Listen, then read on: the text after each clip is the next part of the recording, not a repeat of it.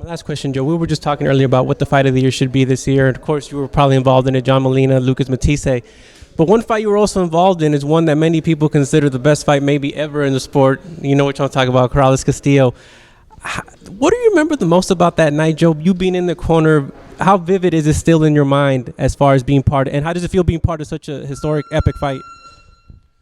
Well, I get reminded of it when you bring up, just how exciting that fight was. And I do get asked about it quite a bit, and I'm more than happy to respond to anybody that talks to me about it. But, what I remember most about it was, to tell you the truth, I remember the training, specifically because of how we were very diligent in our game plan and what we wanted to do, and the amount of sparring we brought in. It was probably one of the most dynamically, well, let's just put it this way. It was one of those training camps where I had so many top quality sparring partners that it was a show in here every day, watching Corrales in there with all these top sparring guys. Probably had 5 or 6 guys. We sparred probably close to 150, 200 rounds for that fight because I knew what was coming. We worked the floor like madmen, and we tried to pick apart what Castillo could do well, which is about everything. And then, I think what was weighing on my mind was our game plan, because a lot of people thought we were going to box and move, but Mayweather couldn't get away from him, Castillo. So how was Corrales, who never really took a step backwards, going to get away from a pressure fighter like Castillo? So I thought we had to meet the pressure with the pressure. And the other thing is that a lot of people didn't realize how good Diego was on the inside, because nobody would ever sit there on the inside with him. Mostly everybody that fought Diego was trying to get away from him because of that rangy power he had. But had anybody ever stopped to spend some time on the inside with him, they would have paid the price, but they would have also found out, and the general public and the boxing community would have found out, that Diego was a 5-star, surgeon on the inside. And he proved that against Castillo. Now, I knew that because I trained the guy, so I knew what he was capable of. And I just felt if we gave up ground early on Castillo, that we might be in trouble. He might get rounds on us and then, get a lot of courage because we're backing up. So we kind of just went in there and submarined him with it wasn't just submarining, but we went in there with an idea and a plan. And I think by the time the 5th round came around, they were finally waking up to what was going on. So we definitely did what I wanted to do, was get the early jump on the guy. And we did a lot of damage early. The Castillo rallied in the middle rounds, and then we had a good 9th round, but I think Castillo had already had a lot of juice taken out of him. Diego was in that type of shape that, I watched him closely in the 10th round when he went down twice. He didn't go down very pretty, but he did get up strong, and that is what I was looking for. Look, I would have stopped the fight if I saw him stumbling around, but he got up strong. He was aware of his surroundings. So, the mouthpiece came out. I was able to get a little bit of a blurb in there in the corner. That blurb was one of those things that are probably going to go down in history when you say you better get inside on him now. That was minus the expletive.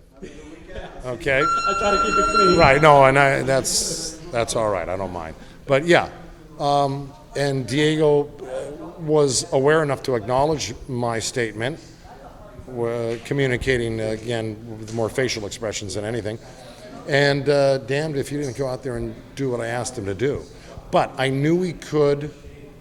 Because, look, these fighters don't train just, to have it go their way. They train to where, they train so if the worst happens to them, that they're in good enough shape, great enough condition to be able to overcome a knockdown, a couple knockdowns, a bad round, a cut, whatever, headbutts. Anything can happen in a fight. So you have to be determined enough, and you can only be determined if you're in tremendous shape. And so he was determined enough, and he was in great shape. And I think Castillo also, when you knock a guy down twice, at the end of a fight, basically, and the guy gets up and starts throwing hard shots on you, that's got to be a little bit debilitating mentally for the guy that just knocked you down. Like, what do I got to do to take this guy out? And then sometimes you expend all of the energy you have trying to knock the guy out. You lose that energy, and now the other guy comes back, and somehow he picks up energy and starts working. It kind of makes you fold a little bit on top of getting hit. So there's a few dynamics at work there, you know, that may not meet the eye at that particular time, but upon further, you know, viewing of it, you can kind of pick apart the body language. But that was it. Diego was determined to win that fight. You know, and it's like Muhammad Ali once said, he goes, it's hard to beat a guy when he's got his mind made up to win. And Diego had his mind made up to win that night, and thank God he did, because it really went down as one of the great comebacks and one of the great fights, because that fight, you didn't even need a referee in that fight. Thank God we had the great referee Tony Weeks in there that night, because, look, you could have screwed that fight up, you know, by getting too involved in it. And Tony stayed out of it, and he interjected himself at the right moments, and they were far and few between. So you know, tip of the hat to Tony Weeks there, because he made that possible. The fighters, of course, but Tony Weeks, the third man in the ring, really he called a great fight that night. I know that was my final question, but just to follow up on that. You're so immersed and so into the fight. Did you realize when did it hit you what kind of fight we had seen? Because at home, I mean, we knew it was an epic fight as soon as we saw it unfolding. But when did it kind of hit you, or did it have to hit you afterwards in order for that to happen? No, I knew exactly what was going to happen going into the fight.